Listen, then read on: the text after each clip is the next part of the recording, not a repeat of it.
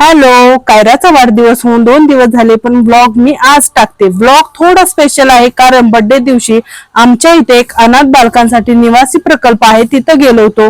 ते काय आहे हे तुम्हाला मी पुढे सांगणारच आहे. सकाळी कायराला टिफिन मध्ये चॉकलेट केक हवा होता, मग मी तोच इथे बनवते, जो की मी गव्हाचं पीठ आणि गुळ पावडर वापरून बनवलाय. खूप छान झालाय केक आणि तो आम्ही पारुसाच कट करून खाल्ला. मग काय, कायराच्या क्लासमध्ये आज फ्रूट वाटायचे होते, ते घेतले कारण तिच्या स्कूलमध्ये चॉकलेट्स अलाउड नाही, सीझनल फ्रुट्सच.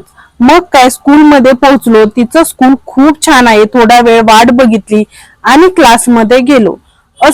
अशी छान तयारी करून ठेवली होती. सगळी मुले खूप एक्साइटेड होती. मग काय, तिच्या स्कूलमध्ये बर्थडे अशा प्रकारे सेलिब्रेट केला जातो. पृथ्वीभोवती गोल फिरायचं आणि तिला 4 वर्ष कंप्लीट झालेत म्हणून 4 फेऱ्या मारल्या, असं छान कॉन्सेप्ट होतं त्यांचं.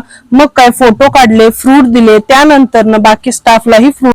सगळ्यात महत्वाचा आणि इमोशनल मुमेंट हाच होता दिवसभरातला. शिशुगृहात गेलो, त्यांनी छान स्वागताची तयारी केली होती. इथे नुसतीच जन्मलेली मुले, 4 महिन्याची 6 महिन्याची मुले मुली दोन्हीही आहेत.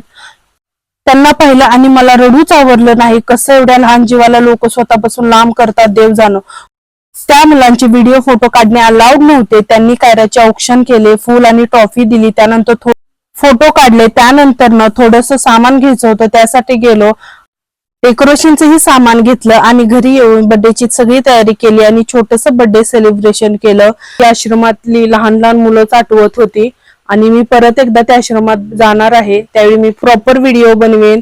तुम्हाला व्हिडिओ आवडल्यास चॅनलला सबस्क्राईब. तर असं होतं आजचं बर्थडे सेलिब्रेशन.